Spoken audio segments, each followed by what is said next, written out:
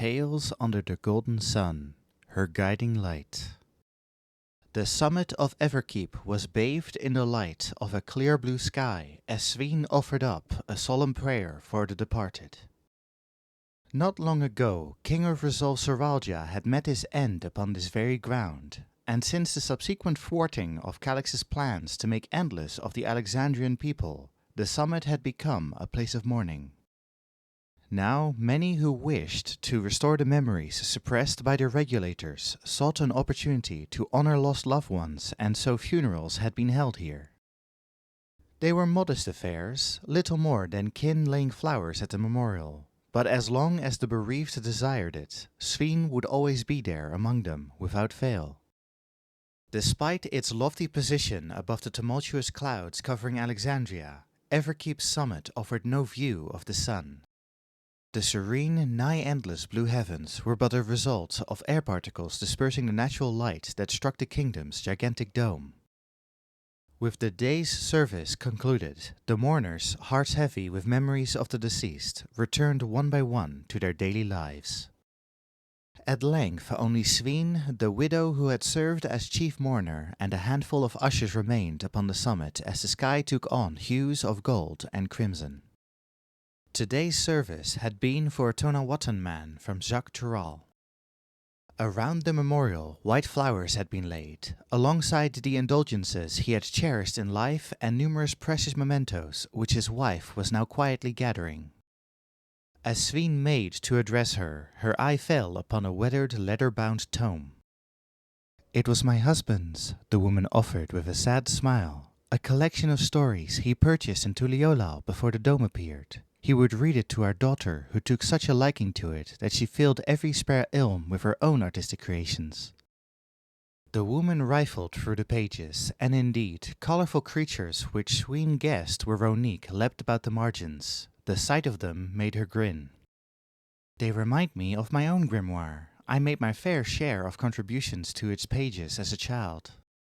Her parents had gifted her the grimoire that she might one day wield it in defense of all she held dear, but its margins had first served as a canvas for her drawings of animals and mythical beasts. Even now, she still recalled Lord Captain Otis's lavish praise for them, and the burning in her cheeks which resulted. "A timeless masterpiece, the work of a true artiste!" His second-in-command, Selenia, had been rather more measured. "That's quite lovely, Your Highness." The kindness in her smile was worlds apart from the stern visage she wore on duty. As the memories came flooding back, Sphene closed her eyes in a bid to keep them from slipping away. "Even then, we still found reason to laugh. Once I have mastered my magics, you will let me join you in battle, won't you?" "But of course, you'll be fighting alongside us in no time." "Over my dead body! How could you even think that I would allow you to put Princess Sphene in harm's way?" "I think it Her Highness's wish, and your gallantry would sound far more convincing could you boast even a single victory over me, Lord Captain." At this, Otis could only splutter, prompting Sphene to laugh. "Then it is my wish," she began, assuming a regal tone, "that we all do our best to protect Alexandria together." A wish we made upon the evening star, shining brightly in the western sky, a promise made for peace in Alexandria. Much as she longed to continue reminiscing, Sphene willed herself back to the present. Inquiring after the daughter whose drawings filled the book, she was told that the girl had outright refused to attend the funeral. It seemed this reluctance stemmed from Tonawatan beliefs pertaining to the afterlife. According to oral tradition, the souls of the departed journeyed skyward to become stars, the light of which guided the living below. When she regained her memories of her father, the old tales of the stars no doubt returned as well. She always believed so firmly in those stories, like the ones in this book. Unconsciously, Sphene raised her eyes to the heavens in search of the evening star, but found nothing there. Unlike the sun's brilliance, the light of the stars was not strong enough to pierce the dome. Perhaps the daughter had realized this, and deems the funeral unfit for her beloved father. Just as native Alexandrians held their own beliefs about death, so did those who had come from other lands. And having accepted not only her position of leadership, but her place as a citizen of this new Alexandria, Sphene wanted to honor all of the customs observed in her kingdom, just as my own recollections were preserved and respected. Inquiring further, Sphene learned that their daughter's name was Wazikwe, and that they were of an age, give or take 400 years of slumber. With your permission, I should like to meet her. A short while later, armed with the widow's description of her daughter, Sphene descended into Solution 9 to begin her search. Wazikwe often lent a hand at the Yapya's halo in the evenings, but as Sphene headed towards scanning Port 9, she paused to speak with Leander. A merchant in the information center, he had impressed her before with his keen eye for the street's many comings and goings, and it did not seem implausible that he might have observed Wazikwe's as well. Yes, I've seen her, on her way to the fields, same as always, though she did seem a little downhearted, now that I think about it. Gesturing for her to wait a moment, Leander retrieved 2 of his shop's most popular treats, angel snacks, and pressed them into Sphene's palm. "One for you, and one for the Maudlin Miss," he said with a wink. When Sphene made to pay him, he waved her away with a smile. That the Queen of Reason has accepted my wares is payment enough. Should word spread, I'll have a mob of eager customers on my hands. In the end, all Sphene could offer Leander in return was a courteous word of thanks before she took her leave of Solution 9. Arriving in Heritage Found, she bent her steps to Yapya's halo, where she encountered Mahusha, an experienced farmhand and one of the first acquaintances she had made at the settlement. After hearing who it was Sphene sought and why, Mahusha pointed towards the stables. "Try in there. She always was eager to help tend the Ronique, but I never knew that was her father's influence. Regardless, it's only natural she would need time to come to terms with the memory restoration." Entering the stables, Sphene found the Tonawatan girl crouched in the corner. Sensing her presence, the maiden turned to look. Her cheeks were wet, eyes swollen and red, but they grew wide as she recognized the figure before her. "Your Majesty?" "You must be Wazikwe. My apologies, I didn't mean to give you a fright. I spoke with your mother earlier and hoped you might have time to talk." Sphene found a quiet spot outside the settlement for the 2 of them to sit, and presented Wazikwe with an angel snack. As the girl gratefully set about the dainty, Sphene spoke from the heart, making plain her resolve to serve the people of Alexandria, regardless of their birth or station.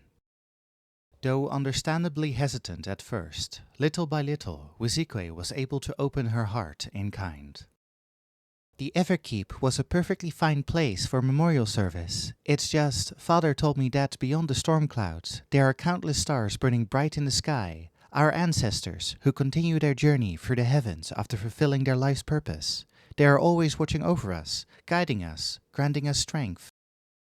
We made a promise to go and see them together one day, and when I remembered, Here she stopped, tears filling her eyes once more. It was a while before she spoke again, and when she did so haltingly, fighting waves of pent-up emotion, but Sphene listened patiently until her story was told.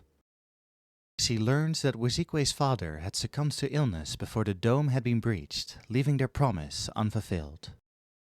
Unable to overcome her feelings of abandonment and finding no solace in a mother lost to her own grief, Wazikwe had eschewed the funeral to tend to the Ronique, just as her father once had. I wish we'd never made that promise." Unlike their memories, there was no way to bring back the loved ones they had lost. How it must have pained him to leave his daughter like that. Perhaps that was why Alexandria's former ruler, the Endless Sphene, had been so desperate to preserve and protect her people in living memory, forever free from the pain of loss. But such pain must be endured if life is to retain its meaning. And Sphene knew better than most that the unfulfilled promises of those who went before could yet be realized by those who came after. "Let us go and see the stars then, together!" Wazikwe looked bewildered as Sphene took her by the hand and led the way. There would be danger traveling through the wilds, but Sphene was no longer without her magic. They had only to press on, and before long they would be outside the dome, and beneath the unobscured heavens, but before they had made it very far, a familiar voice rang out. "Hey, Sphene!" It was Wuklammat. Beside her stood Kona, Tuliola's other reigning vow, and Gululja, the boy who had inherited half of the Alexandrian throne. Seeing them, Sphene recalled their plans for the morrow, a funeral for Servalja. To publicly mourn the late King of Resolve would be unthinkable, of course. The people still grieved the life sacrificed for his ambitions, but a private service for family members had seemed only right, particularly for the sake of his young son. "We managed to steal away from our duties a little earlier than expected," Wuklammat explained with a smirk. "I thought we'd stop by and say hello when we reach Alexandria, but it looks like you already have plans." Sphene duly explained her intention to leave the dome with Ezekwe, and was about to bid her friends farewell when Wuklammat's eyes lit up. "We could come with you. We can keep watch while the two of you are stargazing." While Sphene was only too familiar with Wuklammat's unfailingly generous impulses, Ezekwe seemed wholly taken aback. Thankfully, Kona was on hand to offer some well-chosen words. "Your father was a son of Tuliola and a precious member of our nation. It would be our honor to help you fulfill the promise you made together." So it was that 3 rulers, 1 heir, and a girl with a promise to keep set off together on an impromptu adventure. Heading south through Heritage Found, they eventually reached Vanguard, through which they passed without pausing. Yet when they subsequently emerged on the other side of the fort, Gululja cried out in frustration. "But the sky was so clear before we left." Looking up, Sphene's eyes were greeted by a darkening blanket of grey. "I can see a break in the clouds further south," Kona offered. "If we keep heading towards Shaloni—" "It's fine, really." The feat was heavy in Ezekwe's voice. "I've put you to enough trouble as it is." Sphene leaned down to take Ezekwe's hand and looked her in the eye. "Come now, all is not lost. We must see this through." She exchanged a knowing glance with Wuklammat, who grinned and pressed her finger to her ear. Moments later, the Vow of Resolve was engaged in a lively chat via link pearl with a representative of Zaktural Railing, the company operating the route between Shaloni and Alexandria. "Good news," she declared at length. "The train we came in on hasn't left yet, and they've saved us a place." When they arrived at the stop, the train was preparing to depart, Nitowikwe in the driver's seat. Spying them, she leaned out of the window and waved for them to come aboard. "Let's chase some starlight." Seeing the open trepidation with which Ezekwe gazed at the train, Sphene deduced that the girl had never encountered such a contraption, and gently guided her into the nearest coach. Soon after, the train creaked into motion, slowly gathering speed, and the barrier that had towered over them fell away, its rounded shape becoming ever more pronounced as they raced down the tracks. It wasn't long before Gululja let out an excited cry. "Ezekwe, look! The sky's starting to clear!" The groan of the brakes became a light screech as the train slowed to a halt in the middle of the wilds. Ezekwe's knees shook as she stepped out of the passenger car and tentatively lifted her head. Beyond the clouds lay a boundless expanse, an unfathomable multitude of white points painted upon the sky. Drawing up beside her, Sphene could not help but wonder if the sight lived up to the ancestral tales of the Tonawata, but Ezekwe's expression of rapt attention was answer enough. "These are the stars," Ezekwe whispered, raising her hand up to the sky. "Father." As Ezekwe wept quietly beside her, Sphene reflected upon her own promises, those she had kept and those she had not.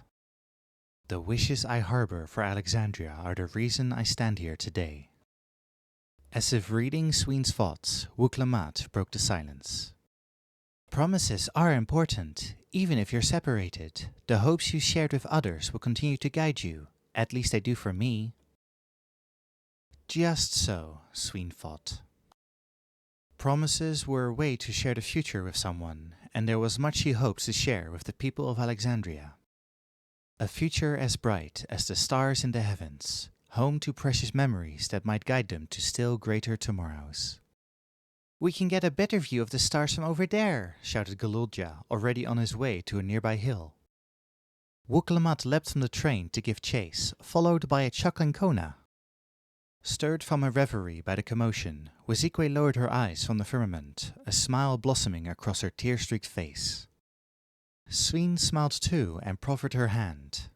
Shall we? Thank you for listening to Tales Under the Golden Sun, her guiding light.